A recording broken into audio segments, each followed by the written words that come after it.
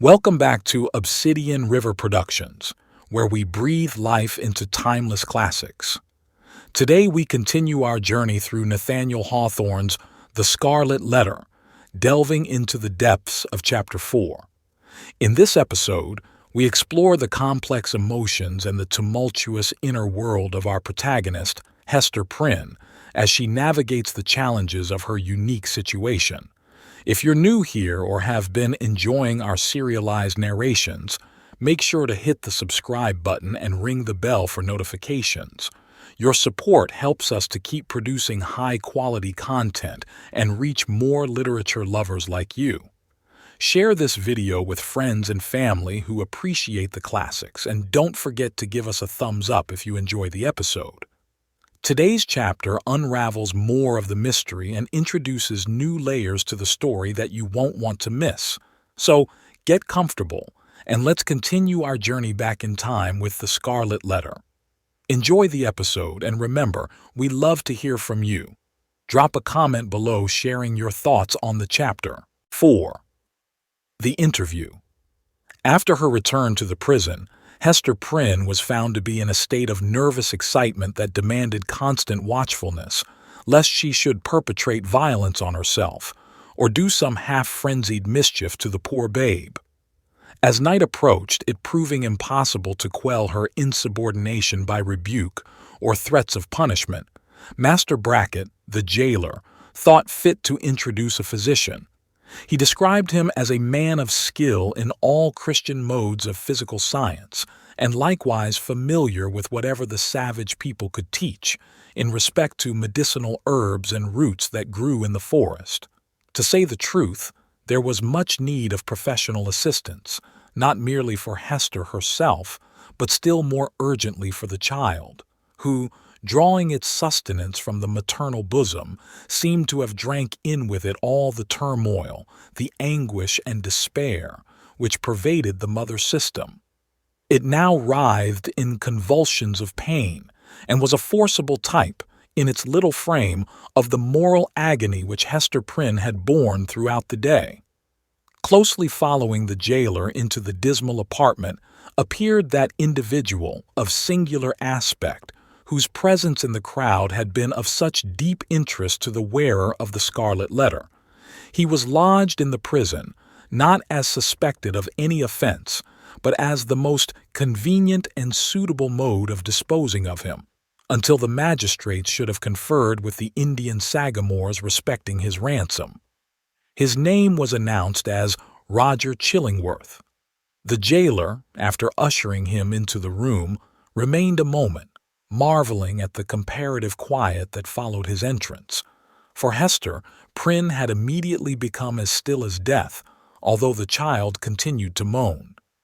"Prithee, friend, leave me alone with my patient," said the practitioner. "Trust me, good jailer, you shall briefly have peace in your house, and I promise you, Mistress Prynne shall hereafter be more amenable to just authority than you may have found her heretofore." "Nay, if your worship can accomplish that," answered Master Brackett, "I shall own you for a man of skill indeed. Verily, the woman hath been like a possessed one, and there lacks little that I should take in hand to drive Satan out of her with stripes." The stranger had entered the room with the characteristic quietude of the profession to which he announced himself as belonging. Nor did his demeanor change when the withdrawal of the prison-keeper left him face to face with the woman, whose absorbed notice of him in the crowd had intimated so close a relation between himself and her. His first care was given to the child, whose cries, indeed, as she lay writhing on the trundle bed, made it of peremptory necessity to postpone all other business to the task of soothing her. He examined the infant carefully, and then proceeded to unclasp a leathern case, which he took from beneath his dress. It appeared to contain medical preparations, one of which he mingled with a cup of water. "My old studies in alchemy," observed he, "and my sojourn, for above a year past, among a people well versed in the kindly properties of simples, have made a better physician of me than many that claim the medical degree. Here, woman, The child is yours, she is none of mine, neither will she recognize my voice or aspect as a father's. Administer this draught therefore with thine own hand." Hester repelled the offered medicine, at the same time gazing with strongly marked apprehension into his face. "Wouldst thou avenge thyself on the innocent babe?" whispered she. "Foolish woman," responded the physician, half coldly, half soothingly. "What should ail me to harm this misbegotten and miserable babe? The medicine is potent for good, and were it my child, yea, mine own, as well as thine, I could do no better for it." As she still hesitated, being, in fact, in no reasonable state of mind, he took the infant in his arms, and himself administered the draught. It soon proved its efficacy, and redeemed the leech's pledge. The moans of the little patient subsided, its convulsive tossings gradually ceased, and in a few moments, as is the custom of young children after relief from pain, it sank into a profound and dewy slumber. The physician, as he had a fair right to be termed, next bestowed his attention on the mother. With calm and intent scrutiny, he felt her pulse, looked into her eyes, a gaze that made her heart shrink and shudder, because so familiar and yet so strange and cold, and finally, satisfied with his investigation, proceeded to mingle another draught. "I know not Lethe nor Nepenthe," remarked he, "but I have learned many new secrets in the wilderness, and here is one of them, a recipe that an Indian taught me, in requital of some lessons of my own that were as old as Paracelsus. Drink it. It may be less soothing than a sinless conscience, that I cannot give thee, but it will calm the swell and heaving of thy passion, like oil thrown on the waves of a tempestuous sea." He presented the cup to Hester, who received it with a slow, earnest look into his face, not precisely a look of fear, yet full of doubt and questioning as to what his purposes might be. She looked also at her slumbering child. "I have thought of death," said she, "have wished for it, would even have prayed for it, were it fit that such as I should pray for anything. Yet, if death be in this cup, I bid thee think again, ere thou beholdest me quaff it. See, it is even now at my lips." "Drink, then," replied he, still with the same cold composure. "Dost thou know me so little, Hester Prynne? Are my purposes wont to be so shallow? Even if I imagine a scheme of vengeance, what could I do better for my object than to let thee live, than to give thee medicines against all harm and peril of life, so that this burning shame may still blaze upon thy bosom?" As he spoke, he laid his long forefinger on the Scarlet Letter, which forthwith seemed to scorch into Hester's breast, as if it had been red hot. He noticed her involuntary gesture and smiled. "Live, therefore, and bear about thy doom with thee in the eyes of men and women, in the eyes of him whom thou didst call thy husband, in the eyes of yonder child, and that thou mayest live, take off this draught." Without further expostulation or delay, Hester Prynne drained the cup, and, at the motion of the man of skill, seated herself on the bed where the child was sleeping, while he drew the only chair which the room afforded and took his own seat beside her. She could not but tremble at these preparations, for she felt that, having now done all that humanity or principle, or, if so it were, a refined cruelty, impelled him to do, for the relief of physical suffering, he was next to treat with her as the man whom she had most deeply and irreparably injured. "Hester," said he, "I ask not wherefore, nor how thou hast fallen into the pit, or say, rather, thou hast ascended to the pedestal of infamy on which I found thee. The reason is not far to seek. It was my folly and thy weakness. I, a man of thought, the bookworm of great libraries, a man already in decay, having given my best years to feed the hungry dream of knowledge, what had I to do with youth and beauty like thine own? Misshapen from my birth hour, how could I delude myself with the idea that intellectual gifts might veil physical deformity in a young girl's fantasy? Men call me wise. If sages were ever wise in their own behoof, I might have foreseen all this. I might have known that, as I came out of the vast and dismal forest and entered this settlement of Christian men, the very first object to meet my eyes would be thyself, Hester Prynne, standing up, a statue of ignominy, before the people. Nay, from the moment when we came down the old church steps together, a married pair, I might have beheld the bale fire of that Scarlet Letter blazing at the end of our path. Thou knowest, said Hester, for, depressed as she was, she could not endure this last quiet stab at the token of her shame. Thou knowest that I was frank with thee. I felt no love, nor feigned any. True, replied he, it was my folly. I have said it. But up to that epoch of my life I had lived in vain. The world had been so cheerless. My heart was a habitation large enough for many guests, but lonely and chill and without a household fire. I longed to kindle one. It seemed not so wild a dream, old as I was and somber as I was and misshapen as I was, that the simple bliss, which is scattered far and wide for all mankind to gather up, might yet be mine. And so, Hester, I drew thee into my heart, into its innermost chamber, and sought to warm thee by the warmth which thy presence made there. I have greatly wronged thee, murmured Hester. We have wronged each other, answered he. Mine was the first wrong, when I betrayed thy budding youth into a false and unnatural relation with my decay. Therefore, as a man who has not thought and philosophized in vain, I seek no vengeance, plot no evil against thee. Between thee and me the scale hangs fairly balanced.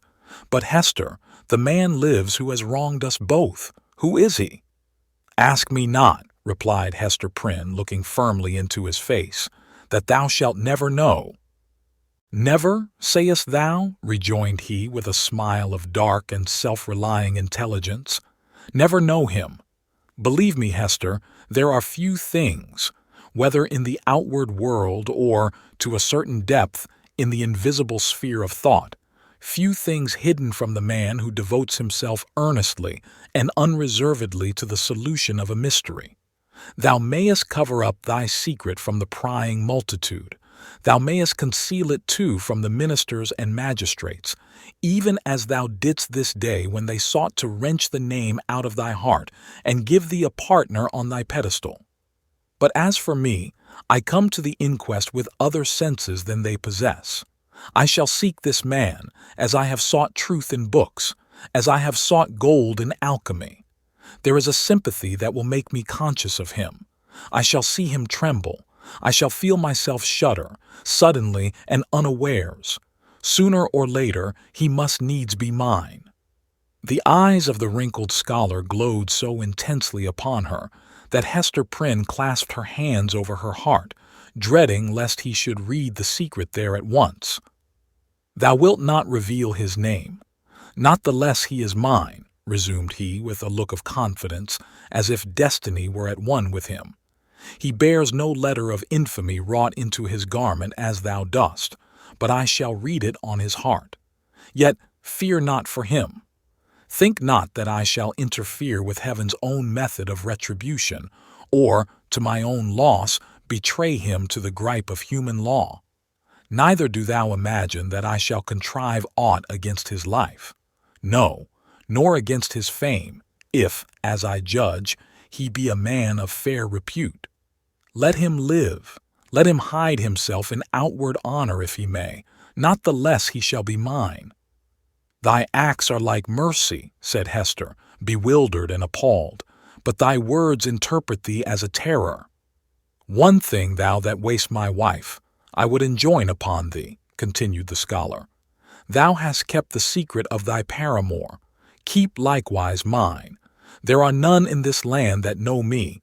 Breathe not to any human soul that thou didst ever call me husband. Here, on this wild outskirt of the earth, I shall pitch my tent, For elsewhere a wanderer and isolated from human interests, I find here a woman, a man, a child, amongst whom and myself there exist the closest ligaments, no matter whether of love or hate, no matter whether of right or wrong. Thou and thine, Hester Prynne, belong to me. My home is where thou art, and where he is. But betray me not. Wherefore dost thou desire it? Inquired Hester, shrinking, she hardly knew why, from this secret bond. Why not announce thyself openly and cast me off at once? It may be, he replied, because I will not encounter the dishonor that besmirches the husband of a faithless woman. It may be for other reasons. Enough, it is my purpose to live and die unknown. Let therefore thy husband be to the world as one already dead, and of whom no tidings shall ever come. Recognize me not by word, by sign, by look. Breathe not the secret above all to the man thou wottest of. Shouldst thou fail me in this, beware. His fame, his position, his life will be in my hands. Beware. I will keep thy secret, as I have his, said Hester. Swear it, rejoined he. And she took the oath. And now, Mistress Prynne, said old Roger Chillingworth, as he was hereafter to be named, I leave thee alone, alone with thy infant and the Scarlet Letter. How is it, Hester? Doth thy sentence bind thee to wear the token in thy sleep? Art thou not afraid of nightmares and hideous dreams? Why dost thou smile so at me? Inquired Hester, troubled at the expression of his eyes. Art thou like the black man that haunts the forest round about us? Hast thou enticed me into a bond that will prove the ruin of my soul? Not thy soul, he answered, with another smile. No, not thine. And that brings us to the end of Chapter 4 of The Scarlet Letter. What an incredible journey we've embarked on today. The layers of the story are unfolding and we're getting a deeper understanding of Hester's world. What do you think of the developments in this chapter? Let's start a conversation in the comments below. Share your thoughts, insights, and any questions you might have. If you enjoyed this episode, please give us a like, as it really helps support the channel. And if you haven't already, subscribe and ring the bell to stay updated with all our latest content.